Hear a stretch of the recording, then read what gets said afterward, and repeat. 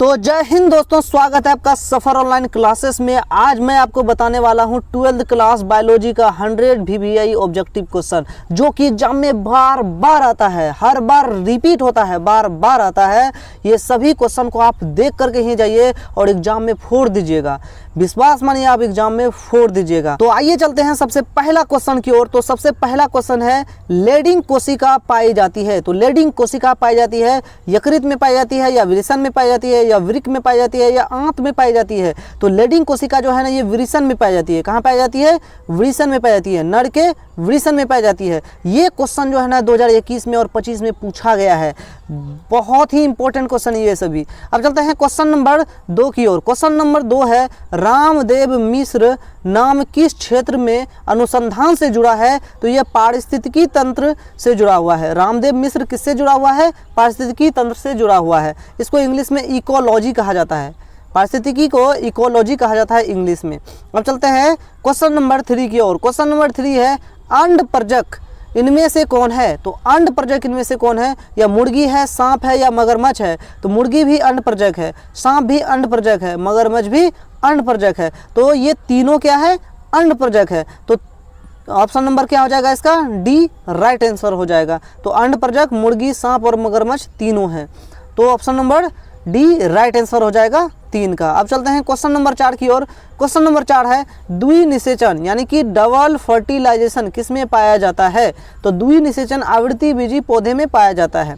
तो 4 का option number A right answer हो जाएगा। अब चलते हैं क्वेश्चन नंबर 5 की ओर। क्वेश्चन नंबर 5 है, एड्स किसके कारण होता है? एड्स किसके कारण होता है? ऑप्शन नंबर ए में है सहायक टी कोशिका की संख्या घटने से। ऑप्शन नंबर बी में है बी कोशिका की संख्या बढ़ने से। ऑप्शन नंबर सी में है जीवाणु से। ऑप्शन नंबर डी है कवक से।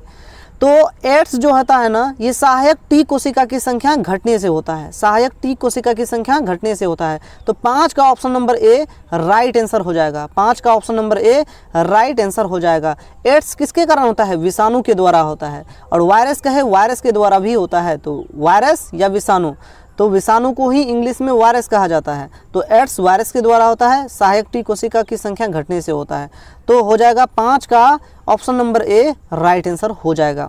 अब चलते हैं क्वेश्चन नंबर 6 की ओर। क्वेश्चन नंबर 6 है, कान्हा राष्ट्रीय उद्यान प्रसिद्ध है। तो कान्हा राष्ट्रीय उद्यान जो है ना, ये बाघों के लिए प्रसिद्ध है। कान्हा राष्ट्रीय उद्यान कहाँ है? तो एमपी में है, मध्य प्रदेश में है। कहाँ है? मध्य प्रदेश में है। अब चलते हैं क्वेश्चन नंबर 7 की ओर। क्वेश्चन नंबर 7 है, पीसीआर विधि आवश्यक है। तो पीसीआर विधि आवश्यक किसके लिए आवश्यक है? तो डीएनए संवर्धन के लिए। किसके लिए? डीएनए संवर्धन के लिए आवश्यक है पीसीआर विधि। तो ऑप्शन नंबर ए हो जाएगा 7 का option number A right answer हो जाएगा। अब चलते हैं क्वेश्चन नंबर 8 की ओर। क्वेश्चन नंबर 8 है, निम्नांकित में कौन सा लुप्त प्राय प्रजाति है? तो निम्नांकित में कौन सा लुप्त प्राय प्रजाति है जो लुप्त हो चुका है? तो नेपेंथिस जो है लुप्त प्राय प्रजाति है। तो 8 का option number A right answer हो जाएगा। अब चलते हैं क्वेश्चन नंबर 9 की ओर। क्वेश्चन नंबर 9 है, बाह्य स्थानीय संरक्षण का उदाहरण है। तो बाह्य स्थानीय संरक्षण का उदाहरण है या बीज बैंक है, ऑप्शन नंबर ए में है। ऑप्शन नंबर बी में है राष्ट्रीय उद्यान है। ऑप्शन नंबर सी में है पवित्र उपवन है। इनमें से सभी है। तो इनमें से क्या हो जाएगा? तो बाह्य स्थानीय संरक्षण का उदाहरण है बीज बैंक। क्या है? बीज बैंक। 9 का option number A right answer हो जाएगा। अब चलते हैं क्वेश्चन नंबर 10 की ओर। क्वेश्चन नंबर 10 है, ग्राफियन पुटिका यानी कि ग्राफियन फॉलिकल कहाँ पाया जाता है? तो ग्राफियन पुटिका तो कहाँ पाया जाता है? तो ये मानव का अंडाशय में यानी कि महिला में पाया जाता है, यानी कि मादा में पाया जाता है। किसमें? मादा में पाया जाता है ग्राफियन फॉलिकल। ग्राफियन फॉलिकल कहाँ पाया जाता है? मादा का अंडाशय में पाया जाता है। ठीक, तो 10 का option number B right answer हो जाएगा। अब चलते हैं क्वेश्चन नंबर 11 की ओर। क्वेश्चन नंबर 11 है, ओजोन परत में छेद का मुख्य कारण है। तो ओजोन परत में छेद का मुख्य कारण क्या है? तो कौन सा गैस जो है जो ओजोन परत में छेद कर देता है? तो क्लोरोफ्लोरोकार्बन। क्लोरोफ्लोरोकार्बन जो है ना, ये ओजोन परत में क्या करता है? छेद कर देता है। CFC क्लोरोफ्लोरोकार्बन, इसका फुल फॉर्म क्या होता है CFC का? क्लोरोफ्लोरोकार्बन। तो ओजोन परत में छेद का मुख्य कारण है CFC। इसका जो फुल फॉर्म होता है क्लोरोफ्लोरोकार्बन होता है। तो 11 का option number B right answer हो जाएगा। अब चलते हैं क्वेश्चन नंबर 12 की ओर। क्वेश्चन नंबर 12 है, गिर राष्ट्रीय उद्यान प्रसिद्ध है। तो गिर राष्ट्रीय उद्यान जो है ना, शेर के लिए प्रसिद्ध है। गिर राष्ट्रीय उद्यान शेर के लिए प्रसिद्ध है। 12 का option number A right answer हो जाएगा। अब चलते हैं क्वेश्चन नंबर 13 की ओर। क्वेश्चन नंबर 13 है, न्यूक्लिक अम्ल बहुलक है। तो न्यूक्लिक अम्ल जो है बहुलक है किसके लिए? न्यूक्लियोटाइड के लिए। या न्यूक्लियोसाइड के लिए, या अमीनो अम्ल का, या शर्करा का? तो बताइए। तो न्यूक्लिक अम्ल जो है ना बहुलक किसका है? तो न्यूक्लियोटाइड का है। किसका है? न्यूक्लियोटाइड का है। तो 13 का option number A right answer हो जाएगा। अब चलते हैं क्वेश्चन नंबर 14 की ओर। क्वेश्चन नंबर 14 है, मेंडल ने चयन किया था। तो मेंडल ने मटर का चयन किया था। मेंडल ने मटर का चयन किया था, और मटर का साइंटिफिक नेम होता है पाइसन सटाइवम, और यानी कि वैज्ञानिक नाम क्या होता है मटर का? पाइसन सटाइवम। मेंडल ने चयन किया था पाइसन सटाइवम का, यानी कि मटर का किया था। तो 14 का option number B right answer हो जाएगा। अब चलते हैं क्वेश्चन नंबर 15 की ओर। क्वेश्चन नंबर 15 है, डीएनए के पैरामिडिन में पाया जाता है। तो डीएनए के पैरामिडिन में क्या पाया जाता है? डीएनए के पैरामिडिन में थायमिन पाया जाता है और साइटोसिन पाया जाता है। क्या पाया जाता है? साइटोसिन पाया जाता है। और आरएनए के, देखो डीएनए के पैरामिडिन में क्या पाया जाता है? थायमिन और साइटोसिन पाया जाता है। तो 15 का ए राइट आंसर हो जाएगा। 15 का ए राइट आंसर हो जाएगा। अब यहाँ से एक और क्वेश्चन पूछा जाएगा, आरएनए के पैरामिडिन में क्या पाया जाता है? आरएनए के पैरामिडिन में क्या पाया जाता है बताइए। तो आरएनए में क्या पाया जाता है? एक पाया जाता है साइटोसिन, तो इसमें भी पाया जाता है, लेकिन इसमें यूरेसिल होता है। क्या होता है? यूरेसिल भी पाया जाता है। तो डीएनए में थायमिन और साइटोसिन, और आरएनए में साइटोसिन और यूरेसिल दोनों पाया जाता है। तो यहाँ से पूछेगा क्वेश्चन, डीएनए में थायमिन पाया जाता है और आरएनए में यूरेसिल पाया जाता है। तो 15 का option number A right answer हो जाएगा। अब चलते हैं क्वेश्चन नंबर 16 की ओर। क्वेश्चन नंबर 16 है, एलिजा परीक्षण किया जाता है। एलिजा परीक्षण किया जाता है, किसके लिए किया जाता है? एड्स के लिए किया जाता है। यहाँ से एक और क्वेश्चन पूछाएगा, टाइफाइड का परीक्षण किसके द्वारा किया जाता है? तो विडाल परीक्षण के द्वारा किसके टाइफाइड का परीक्षण किया जाता है? विडाल परीक्षण के द्वारा टाइफाइड का जाँच किया जाता है।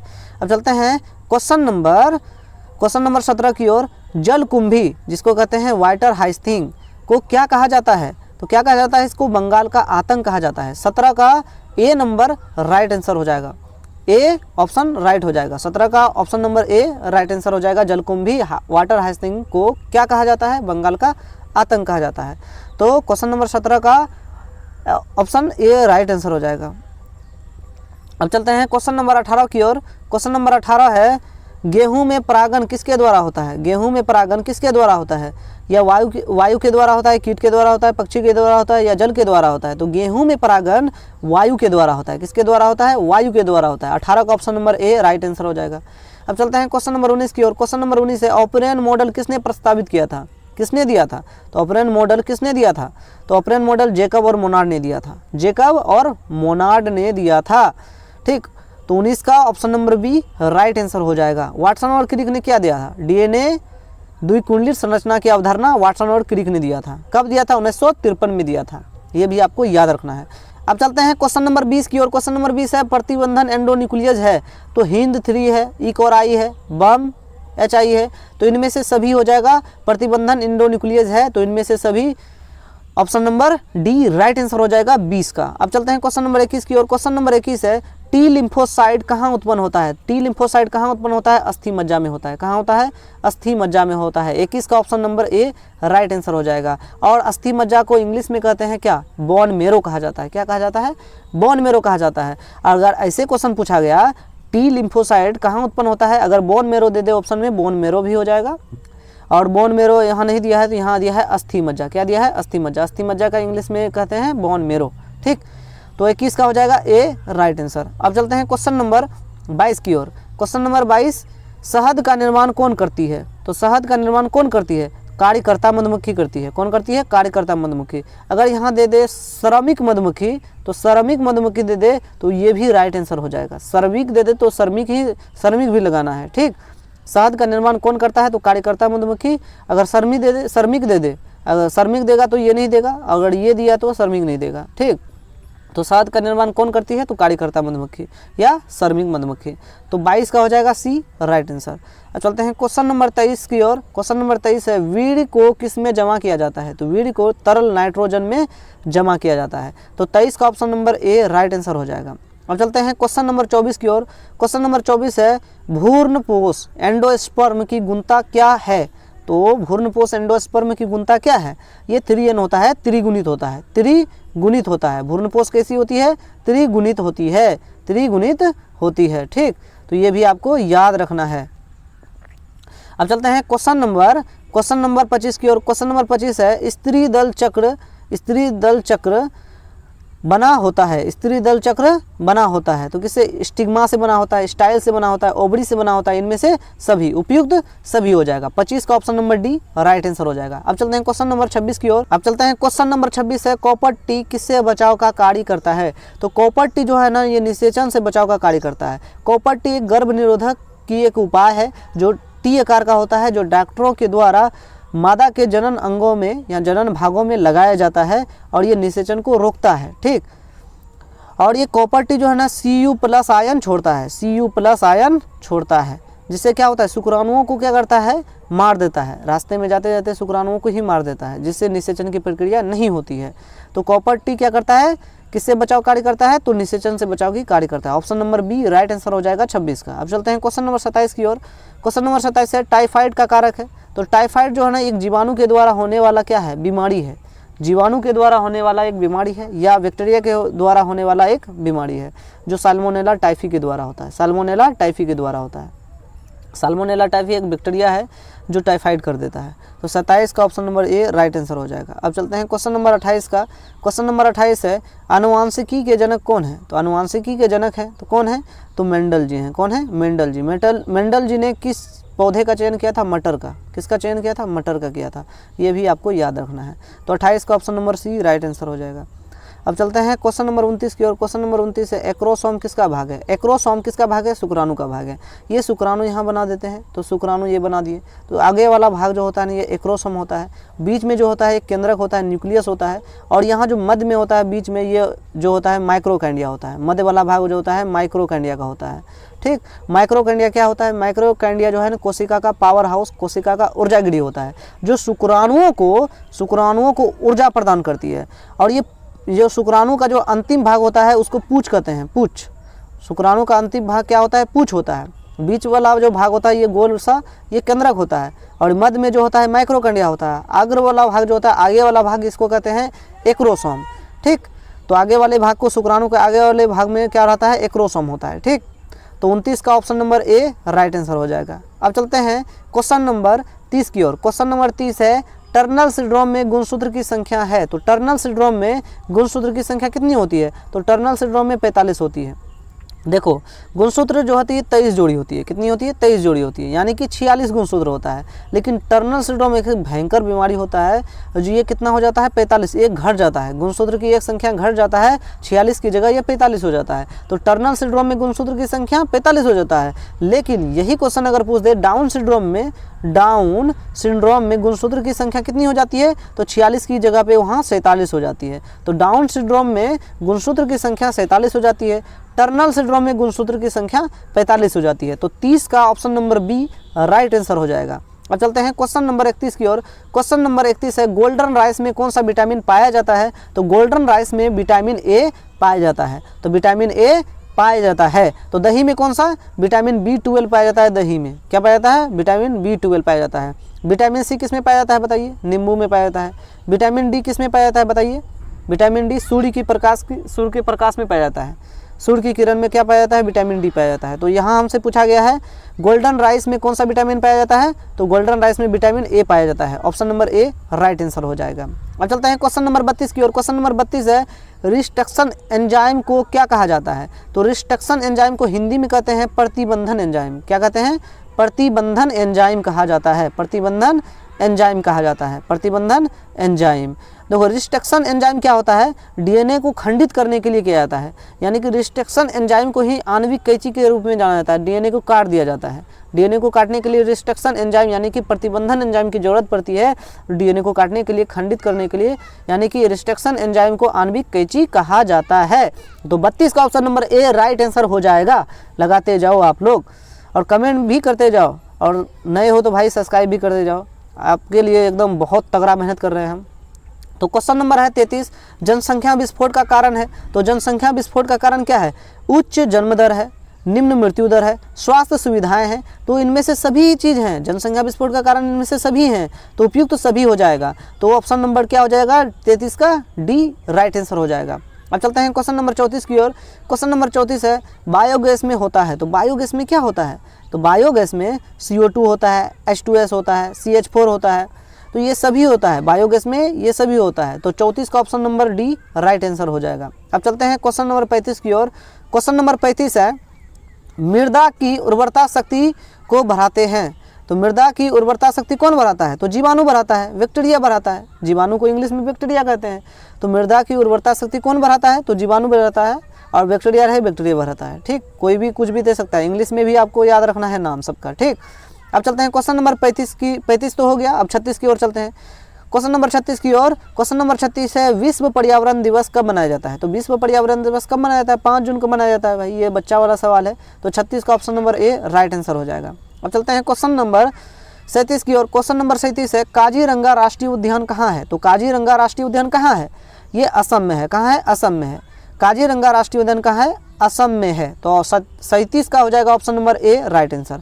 अब चलते हैं क्वेश्चन नंबर 38 की ओर। द्विसंकर क्रॉस का फिनोटाइप अनुपात है। द्विसंकर क्रॉस का फिनोटाइप अनुपात क्या होता है? तो 9:3:3:1 होता है। 9:3:3:1 होता है। अब बताइए एक संकर क्रॉस में फिनोटाइप का अनुपात क्या होता है? आप लोग जानते हैं तो कमेंट में जरूर बताइएगा। ठीक, अब चलते हैं क्वेश्चन नंबर 39 की ओर। क्वेश्चन नंबर 39 है डीएनए फिंगरप्रिंटिंग का आधार है। तो डीएनए फिंगरप्रिंटिंग का क्या आधार है? तो बताइए डीएनए बहुरूपता क्या है? डीएनए फिंगरप्रिंटिंग का आधार क्या है? डीएनए बहुरूपता है। तो 39 का हो जाएगा ऑप्शन नंबर ए राइट हो जाएगा आंसर। फिंगरप्रिंटिंग क्यों क्या किया जाता है? देखो फिंगरप्रिंटिंग क्यों किया जाता है, जैसे किसी का पिता का बच्चा खो गया तो उसको पता करने के लिए फिंगरप्रिंटिंग का प्रयोग किया जाता है। बलात्कार किसी का कर दिया उसको पता करने के लिए फिंगरप्रिंटिंग का प्रयोग किया जाता है। तो डीएनए फिंगरप्रिंटिंग का आधार है। तो डीएनए बहुरूपता क्या है? डीएनए बहुरूपता। अब बताओ डीएनए का फुल फॉर्म क्या होता है? एक क्वेश्चन हमसे पूछ दिए आपसे, डीएनए का फुल फॉर्म क्या होता है? डीऑक्सीराइबो न्यूक्लिक अम्ल। डीऑक्सीराइबोस न्यूक्लिक अम्ल होता है, डीएनए का फुल फॉर्म होता है। आरएनए का क्या होता है? राइबोस न्यूक्लिक अम्ल होता है। ठीक, तो ये भी आपको याद रखना है। अब चलते हैं क्वेश्चन नंबर 46 की ओर। क्वेश्चन नंबर 46 है सिफिलिस एक बीमारी है। सिफिलिस जो है ना एक यौन संचारित रोग है, एसटीडी है, सेक्सुअल ट्रांसमिटेड डिसीज। और सिफिलिस एक तो आप जान लिए सिफिलिस है, और गोनेरिया भी क्या है? यौन संचारित रोग है। गोनेरिया भी यौन संचारित रोग है। एड्स भी क्या है? यौन संचारित रोग है। और ये एड्स जो होता है विषाणु से होता है, सबसे भयंकर रोग है, मतलब खतरनाक रोग है। एड्स जो है सबसे खतरनाक रोग है, और जो है ये विषाणु से होता है, HIV वायरस से होता है। ठीक, तो ये भी आपको याद रखना है। तो 40 का क्या हो जाएगा? 40 का option number A right answer हो जाएगा। सिफिलिस एक बीमारी यौन संचारित रोग है। ठीक, अब चलते हैं क्वेश्चन नंबर 41 की ओर। क्वेश्चन नंबर 41 है कैंसर किसके कारण होता है? तो कैंसर किसके कारण होता है? ऑन्कोजिन्स के कारण होता है। कैंसर किसके कारण होता है? ऑन्कोजिन्स के कारण होता है। ऑप्शन नंबर ए हो जाएगा 41 का। अब चलते हैं क्वेश्चन नंबर 42 की ओर। क्वेश्चन नंबर 42 है सहेली क्या है? सहेली क्या है? ये गर्भ निरोधक गोली है और गैर स्टेरॉयडल गोली है। तो ये दोनों हो जाएगा। ऑप्शन नंबर क्या हो जाएगा? सी राइट आंसर हो जाएगा। ए और बी दोनों। सहेली कितने दिनों में गोली खाया जाता है? ये 7 दिनों में खाया जाता है। कितने दिनों में? 7 दिनों में खाया जाता है। ये गर्भ निरोधक उपाय है। ठीक, गर्भ निर्धारण को रोकने के लिए गोली आता है तो सहेली होता है। एक और गोली होता है, उसका नाम क्या है बताओ तो? आप लोग कमेंट में बताओ उसका नाम क्या है। अब चलते हैं क्वेश्चन नंबर 43 की ओर। क्वेश्चन नंबर 43 है पारिस्थितिकी तंत्र में ऊर्जा का प्रवाह होता है। तो पारिस्थितिकी तंत्र में ऊर्जा का प्रभाव क्या होता है? एक दिशीय होता है, एक ही दिशा में ऊर्जा का प्रभाव होता है। तो 43 का option number A right answer हो जाएगा। अब चलते हैं क्वेश्चन नंबर 44 की ओर। क्वेश्चन नंबर 44 है चिपको आंदोलन संबंधित है। तो चिपको आंदोलन जो है ना ये वनों की कटाई से संबंधित है। और वनों की कटाई से संबंधित किसने ये चिपको आंदोलन शुरू किया था? ये सुंदरलाल बहुगुणा ने शुरू किया था। कहाँ किया था? उत्तराखंड में स्टार्ट किया था। तो चिपको आंदोलन संबंधित है वनों की कटाई को रोकने के लिए। किसने किया था? सुंदरलाल बहुगुणा ने किया था। कहाँ किया था? उत्तराखंड में किया था। ये भी आपको याद रखना है। एक सवाल से 3 क्वेश्चन बनेगा, तो ये सभी प्रश्न को याद रखना है। तो 44 का option number C right answer हो जाएगा। अब चलते हैं क्वेश्चन नंबर 45 की ओर। क्वेश्चन नंबर 45 है शुक्राणु के मध्य भाग में क्या पाया जाता है? तो मध्य में माइक्रो, मोह से मध्य, मोह से माइक्रोकाइंडिया, मोह से मध्य, मोह से माइट्रोकाइंडिया होता है। तो आपको याद रखना है। तो माइट्रोकाइंडिया पाया जाता है और शुक्राणु को ऊर्जा प्रदान करता है। माइट्रोकाइंडिया क्या करता है? कोशिका का पावर हाउस है, कोशिका का ऊर्जा गिरी है माइट्रोकाइंडिया। और शुक्राणु को क्या करता है? ऊर्जा देता है, जो शुक्राणु गति करे। ठीक, तो क्वेश्चन नंबर 45 का ऑप्शन नंबर सी राइट हो जाएगा। अब चलते हैं क्वेश्चन नंबर 46 की ओर। क्वेश्चन नंबर 46 है द्विगुणित यानी कि डिप्लाइड संरचना है। डिप्लाइड संरचना, द्विगुणित संरचना कौन है? अंड क्या है? एक अगुणित संरचना है। द्विगुणित कौन है? जाइगोट क्या है? एक द्विगुणित संरचना है। तो 46 का option number B right answer हो जाएगा। अब चलते हैं क्वेश्चन नंबर 47 की ओर। क्वेश्चन नंबर 47 है कान्हा नेशनल पार्क प्रसिद्ध है। तो कान्हा नेशनल पार्क किसके लिए प्रसिद्ध है? ये बाघ के लिए प्रसिद्ध है। किसके लिए? बाघ के लिए प्रसिद्ध है। तो कान्हा राष्ट्रीय उद्यान यानी नेशनल पार्क प्रसिद्ध है किसके लिए? बाघ के लिए। कहाँ है Kanha national park? Kanha national park कहाँ है? ये मध्य प्रदेश में, एमपी में है। कहाँ है? एमपी में है। ठीक, ये भी आपको याद रखना है। अब चलते हैं क्वेश्चन नंबर 48 की ओर। एंटीबॉडी होते हैं। एंटीबॉडी क्या होते हैं? तो ये ग्लाइकोप्रोटीन है, एक प्रकार का प्रोटीन है, ग्लाइकोप्रोटीन है। तो option number A right answer हो जाएगा 48 का। अब चलते हैं क्वेश्चन नंबर 49 की ओर। क्वेश्चन नंबर 49 है मेंडल का नियम संबंधित है। तो मेंडल का नियम संबंधित किससे है? तो आनुवांशिकता से है। तो आनुवांशिकता है तो मेंडल ने मटर का चयन किया था। किसका चयन किया था? मटर का चयन किया था। ये भी आपको याद रखना है। अब चलते हैं क्वेश्चन नंबर 50 की ओर। क्वेश्चन नंबर 50 है पीसीबीटी कपास है। तो पीसीबीटी कपास क्या है? ये कीट प्रतिरोधक है। कीट प्रतिरोधी एक कपास का पौधा है पीसीबीटी कपास। ठीक, तो 50 का option number A right answer हो जाएगा। अब चलते हैं क्वेश्चन नंबर 51 का 51 का क्रॉसिंग ओवर होता है। तो क्रॉसिंग ओवर हो जो होता है ना पेक्टिन अवस्था में होता है। पेक्टिन अवस्था में क्या होता है? क्रॉसिंग ओवर होता है। तो 51 का हो जाएगा option number B right answer. अब चलते हैं क्वेश्चन नंबर 52 की ओर। गोबर गैस में मुख्यतः घटक है। गोबर गैस में क्या पाया जाता है?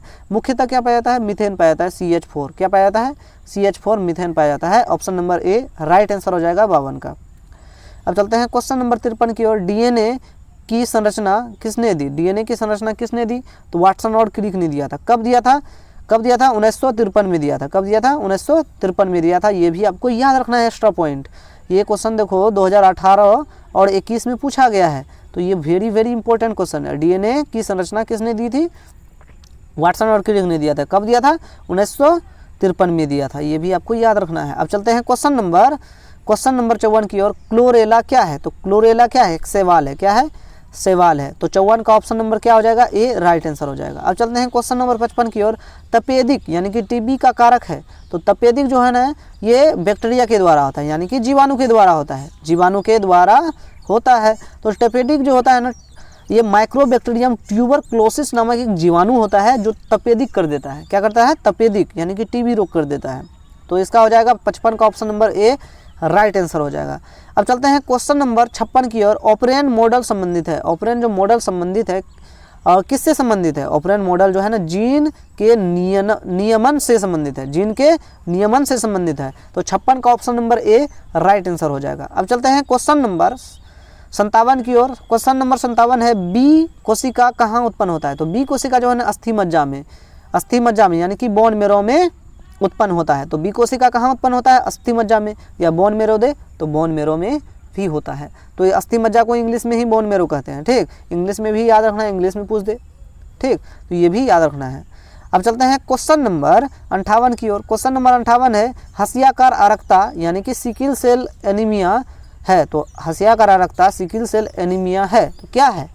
सिकिल सेल एनीमिया क्या है? ऑटोसोमल है। क्या है? ऑटोसोमल एक बीमारी। सिकिल सेल एनीमिया जो है ना बहुत खतरनाक बीमारी होता है जिसमें जो होता है आरबीसी जो है ना ये हसियाकार हो जाता है, ऐसे हो जाता है। ठीक, तो 58 का जो है option number A right answer हो जाएगा। अब चलते हैं क्वेश्चन नंबर 59 की ओर। अम्लीय वर्षा का कारण है। तो अम्लीय वर्षा का कारण क्या है? तो अम्लीय वर्षा का कारण जो है ना SO2 के कारण होता है, NO2 के कारण होता है। तो इनमें से दोनों हो जाएगा। तो ऑप्शन नंबर ए हो जाएगा। 59 का option number A right answer हो जाएगा। अब चलते हैं क्वेश्चन नंबर 60 की ओर। लाइकेन सूचक है। तो लाइकेन किसका सूचक है? तो SO2 का, सल्फर डाइऑक्साइड का सूचक है। लाइकेन किसका सूचक है? सल्फर डाइऑक्साइड का सूचक है। तो क्वेश्चन नंबर 60 का option number A right answer हो जाएगा।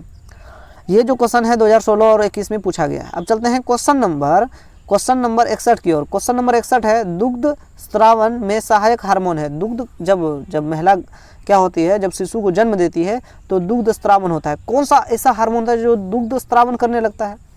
तो ऑक्सीटोसिन हार्मोन जैसे रिलीज होगा दूध निकलने लगेगा यानी कि दूध का स्त्रावन में कौन सा हार्मोन सहायक होता है? Oxytocin hormone. तो 61 का option number A right answer हो जाएगा। 61 का option number A right answer हो जाएगा। अब बताओ एस्ट्रोजन हार्मोन किस में पाया जाता है? तो महिला में पाया जाता है यानी कि महिला यानी कि कह सकते हैं मादा जब किशोरावस्था में जाती है तो उसमें एस्ट्रोजन हार्मोन प्रस्तावित यानी कि रिलीज होने लगता है।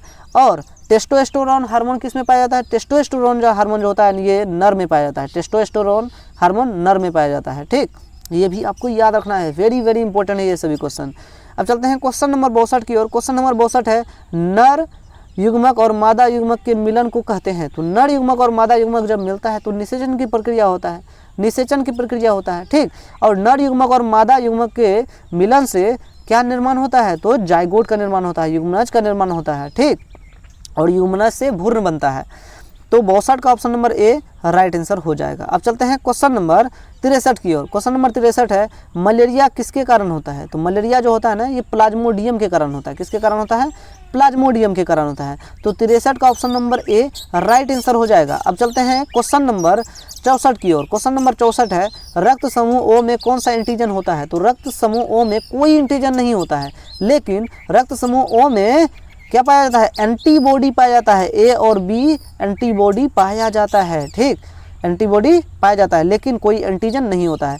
रक्त समूह यानी कि ब्लड ग्रुप ओ जिसका होगा वो सभी को ब्लड दे सकता है, यानी कि खून सबको दे सकता है, सर्वदाता होता है ये। ठीक, ये भी आपको याद रखना है। तो 64 का क्या हो जाएगा? 64 का option number A right answer हो जाएगा। अब चलते हैं क्वेश्चन नंबर 65 की ओर। क्वेश्चन नंबर 65 है, एगारोज किससे निकाला जाता है? तो एगारोज किससे निकाला जाता है? तो इस समुद्री घास से एगारोज निकाला जाता है। तो 65 का option number A right answer हो जाएगा। अब चलते हैं क्वेश्चन नंबर 66 की ओर। टीआई प्लाज्मिड पाया जाता है। तो टीआई प्लाज्मिड किस में पाया जाता है? तो एग्रोबैक्टीरियम नामक एक जीवाणु होता है, उसमें टीआई प्लाज्मिड पाया जाता है। तो ऑप्शन नंबर ए 66 का हो जाएगा। 66 का option number A right answer हो जाएगा। तो 66 का option number A right answer हो जाएगा। ये आपको याद रखना है, टीआई प्लाज्मिड पाया जाता है एग्रोबैक्टीरियम में। अब चलते हैं क्वेश्चन नंबर 67 है, भ्रूण की 16 कोशिकीय अवस्था कहलाती है। 16 कोशिकीय अवस्था क्या कहलाती है? तो क्या कहलाती है? मोरूला कहलाती है। क्या कहलाती है? मोरूला कहलाती है।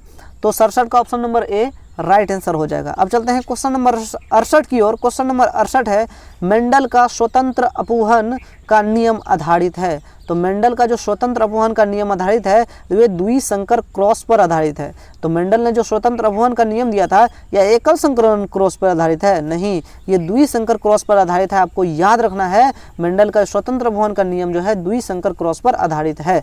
अब चलते हैं क्वेश्चन नंबर 69 की ओर। क्वेश्चन नंबर 69 है, चाय में पाया जाने वाले उत्तेजक है। तो चाय में क्या पाया जाता है? उत्तेजक पदार्थ। तो उसमें थीन पाया जाता है। क्या पाया जाता है? थीन पाया जाता है। 69 का option number A right answer हो जाएगा। अब चलते हैं क्वेश्चन नंबर 70 है, तो विश्व की सबसे बड़ी जनसंख्या वाला देश क्या है? चीन है। लेकिन वर्तमान में पूछे तो भारत हो जाएगा। वर्तमान में भारत हो जाएगा, लेकिन अभी जनगणना नहीं हुआ है। जनगणना नहीं हुआ है तो इसीलिए हम चीन लगाएंगे। तो विश्व की सबसे बड़ी जनसंख्या वाला देश जो है चीन है। अब चलते हैं क्वेश्चन नंबर 71 की ओर। क्वेश्चन नंबर 71 है, इनमें से कौन सा वैश्विक सर्वमान्य रक्तदाता समूह है? तो इनमें से कौन वैश्विक सर्वमान्य रक्तदाता है? सबको रक्त दे सकता है। कौन सा है? Blood group O. जिसका ब्लड ग्रुप ओ होगा वो सबको रक्त दे सकता है। क्या दे सकता है? रक्त दे सकता है। और ब्लड ग्रुप ए और बी हो जाएगा ना वो सबसे ब्लड ले सकता है। ब्लड ग्रुप जिसका ए और बी हो जाएगा, जिसका ए और बी ब्लड ग्रुप है वो सबसे रक्त ले सकता है, और जिसका ब्लड ग्रुप ओ है वो सबको रक्त दे सकता है। ये भी आपको याद रखना है। तो 71 का ऑप्शन नंबर क्या हो जाएगा? ओ जो है ब्लड ग्रुप ओ, यानी कि ऑप्शन नंबर डी राइट हो जाएगा। 71 का ऑप्शन नंबर डी क्या हो जाएगा? राइट हो जाएगा। इनमें से कौन वैश्विक यानी कि सर्वमान्य रक्तदाता है? तो जिसका ब्लड ग्रुप ओ हो जाएगा वो सबको रक्त दे सकता है। तो 71 का जो है 71 का हो जाएगा option number D right answer हो जाएगा। अब चलते हैं क्वेश्चन नंबर 72 की ओर। क्वेश्चन नंबर 72 है, निम्नलिखित में से किस विधि से पुनर्योगज डीएनए को सीधे जंतु कोशिका के केंद्रक में अंतःक्षेपित किया जाता है? तो किस विधि के द्वारा हम जंतु कोशिका में पुनर्योगज डीएनए को हम भेज सकते हैं? तो सूक्ष्म अंतःक्षेपण विधि के द्वारा। सूक्ष्म अंतःक्षेपण विधि के द्वारा हम क्या करेंगे? पुनर्योगज डीएनए को जंतु कोशिका में भेज सकते हैं। अब बताओ, यहाँ से एक और क्वेश्चन पूछाएगा, जीनगन के द्वारा हम क्या करते हैं? पादप में यानी कि पादप कोशिका में हमको अगर पुनर्योगज डीएनए को भेजना है तो जीनगन का प्रयोग करेंगे। अगर हमको जंतु कोशिका में हम पुनर्योगज डीएनए को भेजना चाहते हैं तो सूक्ष्म अंतःक्षेपण की प्रक्रिया अपनानी पड़ेगी। 72 का क्या हो जाएगा? तो 72 का option number D right answer हो जाएगा। अब चलते हैं क्वेश्चन नंबर 73 की ओर। क्वेश्चन नंबर 73 है, जलगमन पौधे में रंध्र रहते हैं। तो जलगमन पौधे में रंध्र कहाँ रहते हैं बताइए? दोनों सतहों पर बराबर रहते हैं या ऊपरी सतह पर रहते हैं या किसी भी सतह पर नहीं रहते हैं या निचली सतह पर रहते हैं। तो जलगमन पौधे में रंध्र नहीं रहते हैं, किसी भी सतह पर रंध्र नहीं रहते हैं जलगमन पौधे। अगर आप जाइएगा नदी में, वहाँ जल में पौधा रहेगा तो वहाँ देखिएगा किसी भी सतह पर रंध्र नहीं रहेगा उसका, ठीक। तो क्या रहेगा, किसी भी सतह पर रंध्र नहीं रहता है। तो 73 का option number C right answer हो जाएगा। अब चलते हैं क्वेश्चन नंबर 74 की ओर। क्वेश्चन नंबर 74 है, मशहूर वैज्ञानिक मेंडल मुख्यतः जाने जाते हैं अपने मटर के पौधे के कार्य हेतु, अनुवांशिक के नियम हेतु। तो क्या हो जाएगा, दोनों के हेतु जानते हैं। तो मटर का प्रयोग किया था, अनुवांशिक के पिता भी कहे जाते हैं, ठीक, वैज्ञानिक मेंडल जी। और ये हो जाएगा ए और बी दोनों हो जाएगा, ऑप्शन नंबर सी राइट हो जाएगा। अब चलते हैं क्वेश्चन नंबर 75 है।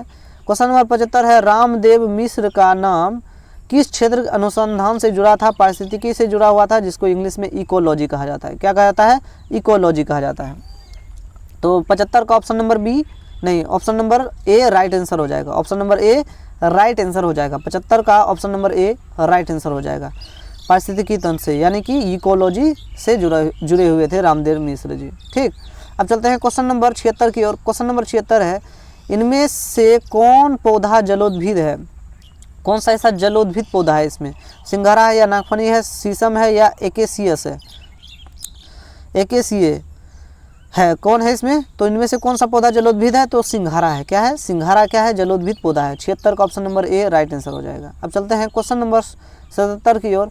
क्वेश्चन नंबर 77 है, मुकुलन द्वारा जनन किस में होता है। तो मुकुलन द्वारा जनन क्या है, ईस्ट में होता है। क्या होता है, ईस्ट में होता है। मुकुलन द्वारा जनन किस में होता है, ईस्ट में होता है।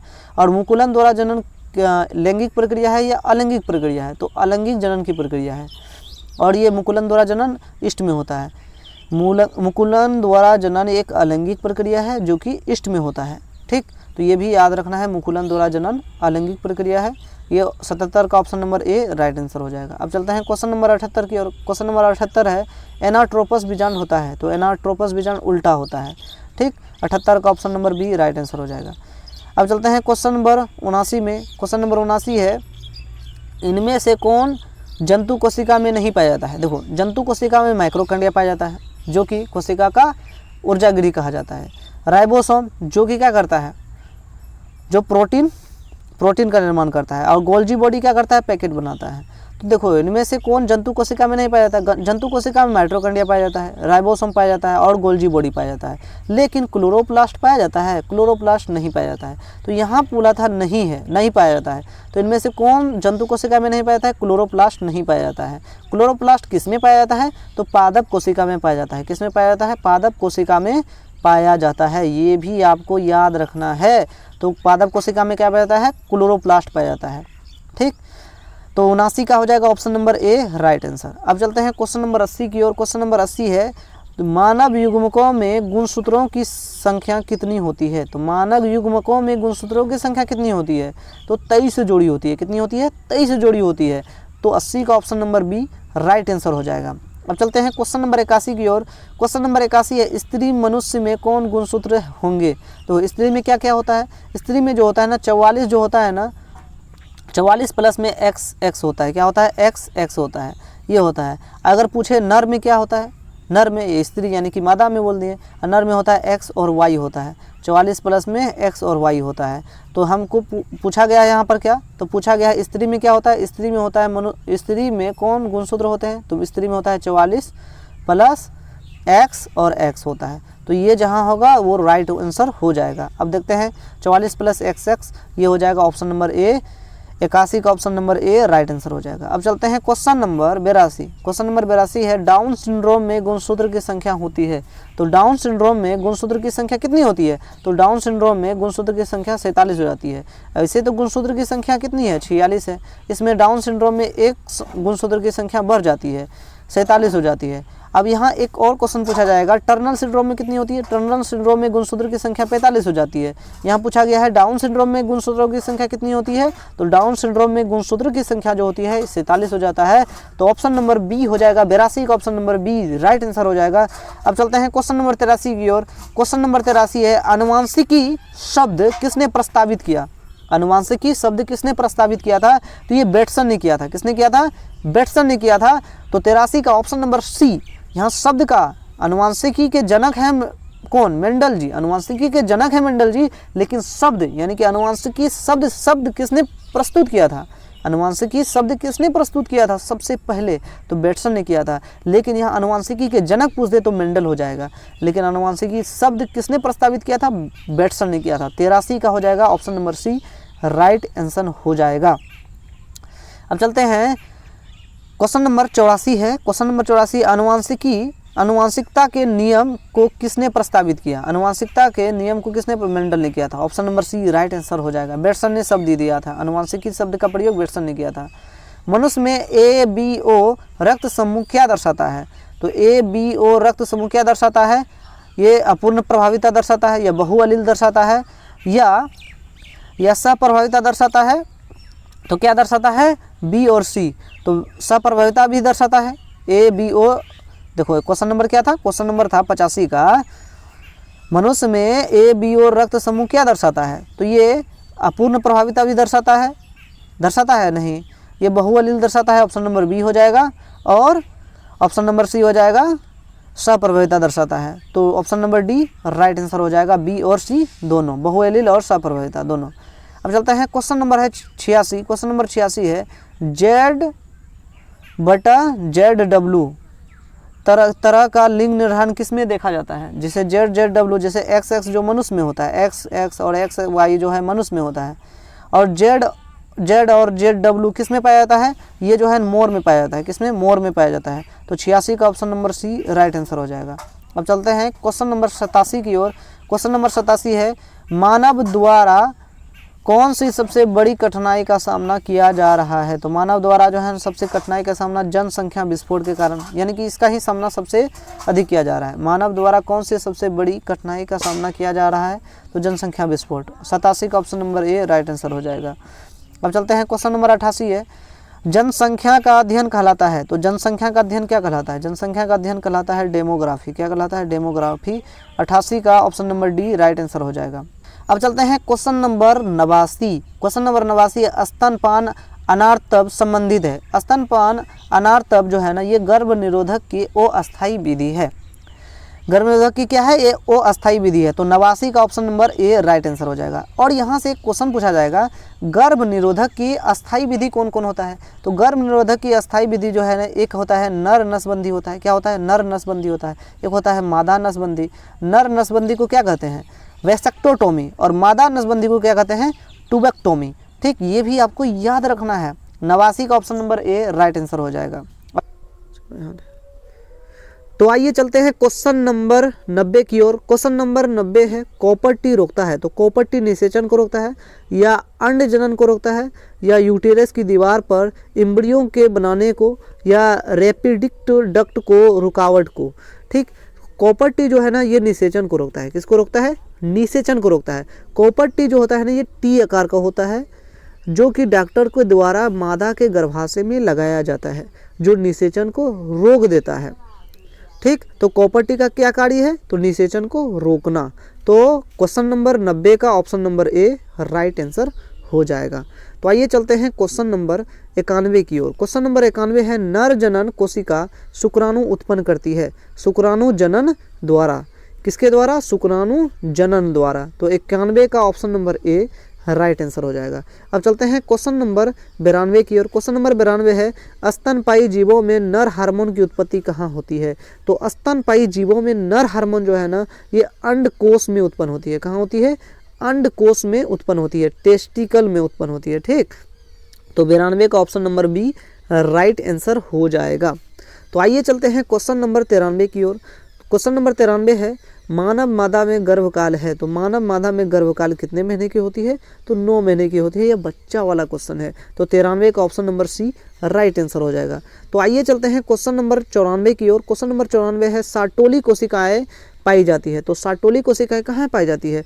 तो नर के वृषण में पाई जाती है। कहाँ? नर के वृषण में पाया जाता है। क्या? सार्टोली कोशिकाएं पाया जाता है। सार्टोली कोशिकाएं नर के वृषण में पाया जाता है। तो आइए देखते हैं वृषण का है, तो ऑप्शन नंबर बी में वृषण है, तो ऑप्शन नंबर बी राइट हो जाएगा 94 का।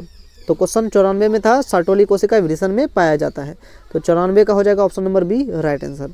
तो आइए चलते हैं क्वेश्चन नंबर 95 की ओर। क्वेश्चन नंबर 95 है, किस हार्मोन द्वारा अंडो उत्सर्ग नियंत्रण होता है? तो किस हार्मोन द्वारा है अंडो उत्सर्ग नियंत्रण होता है? तो FSH और LH, ये दोनों हार्मोन के कारण क्या होता है? अंडो उत्सर्ग नियंत्रण होता है। तो option number D right answer हो जाएगा 95 का। आइए चलते हैं क्वेश्चन नंबर 96 की ओर। क्वेश्चन नंबर 96 है, मानव में निषेचन होता है। तो मानव में निषेचन कहाँ होता है? फ्लोपियन ट्यूब में होता है, मादा के फ्लोपियन ट्यूब में होता है। तो मादा के फ्लोपियन ट्यूब में होता है। इसका अन्य नाम है डिम्ब वाहिनी है, अंड वाहिनी है, फ्लोपियन ट्यूब है, फ्लोपियन नलिका है। तो जो भी आ जाएगा तो वो लगा देना है, मतलब इसका अन्य नाम भी आपको ध्यान में रखना है। तो मानव में निषेचन होता है फ्लोपियन नलिका में। तो 96 का option number D right answer हो जाएगा। तो आइए चलते हैं क्वेश्चन नंबर 97 की ओर। क्वेश्चन नंबर 97 है, इनमें से कौन नर युग्म से संयोजन करके भ्रूणपोष बनाता है? तो इनमें से कौन है जो नर युग्मक से संयोजक करके भ्रूणपोष बनाता है? या अनिषेचित अंड है, या सहायक कोशिका है, एंटीपोडल्स है, या द्वितीयक केंद्रक है? तो नर युग्मक से संयोजन करके भ्रूणपोष कौन बनाता है? द्वितीयक केंद्र। द्वितीयक केंद्रक क्या करता है? नर युग्मक से संयोजन करके भ्रूणपोष बनाता है। तो 97 का करेक्ट ऑप्शन हो जाएगा option number D right answer हो जाएगा। तो आइए चलते हैं क्वेश्चन नंबर 98 की ओर। क्वेश्चन नंबर 98 है, लेक एप्रोन में लैक्टोज क्या कार्य करता है? तो लेक एप्रोन में जो ये लैक्टोज जो है ना, ये लैक्टोज ये प्रेरक के भांति कार्य करता है, प्रेरक के भांति। तो 98 का option number B right answer हो जाएगा। तो आइए चलते हैं क्वेश्चन नंबर 99 की ओर। क्वेश्चन नंबर 99 है, कौन सा द्विलिंगी जानवर है? तो इनमें से कौन है जो है द्विलिंगी जानवर है? द्विलिंगी जानवर वैसे जानवर को कहा जाता है जिसमें नर और मादा दोनों एक ही शरीर में पाए जाते हैं, वैसे जानवर को द्विलिंगी जानवर कहा जाता है। जैसे कि केचुआ में क्या पाया जाता है? नर और मादा दोनों पाए जाते हैं। हाइड्रा में भी नर और मादा दोनों पाए जाते हैं। जोक में भी नर और मादा दोनों पाए जाते हैं। इसीलिए ये क्या है? द्विलिंगी जानवर है। और तिलचट्टा क्या है? एक लिंगी जानवर है। एस्केरिस क्या है? एक लिंगी जानवर है। तो कौन सा द्विलिंगी जानवर है? तो केचुआ हो गया, हाइड्रा हो गया, जोक हो गया। इनमें से ये तीनों क्या हो जाएंगे? द्विलिंगी जानवर हो जाएंगे। अब चलते हैं क्वेश्चन नंबर 100 की ओर। क्वेश्चन नंबर 100 है, आगुणित गुणसूत्र किसमें पाया जाता है? आगुणित गुणसूत्र जो है ना, ये युग्मक में पाया जाता है। जाइगोट क्या होते हैं? द्विगुणित होते हैं, 2n होते हैं। युग्मक क्या होते हैं? आगुणित होते हैं, n होते हैं। और भ्रूण भी द्विगुणित हो जाते हैं, और बीज भी द्विगुणित हो जाते हैं। यानी कि जाइगोट से ही क्या बनते हैं? भ्रूण बनता है, भ्रूण से ही क्या बनता है? बीज बनता है। तो ये सब क्या हो जाएंगे? द्विगुणित हो जाएंगे। लेकिन युग्मक क्या होते हैं? आगुणित होते हैं। युग्मक क्या होते हैं? आगुणित होते हैं। तो 100 का option number B right answer हो जाएगा। तो आप सभी को 100 VVI ऑब्जेक्टिव क्वेश्चन करवा दिए हैं, और ये सभी क्वेश्चन को दोबारा फिर से वीडियो देख लीजिएगा, और सभी क्वेश्चन को याद करके ही जाइएगा और एग्जाम में फोड़ दीजिएगा। और अंत तक वीडियो को देखने के लिए दिल से धन्यवाद। तो thank you so much everyone.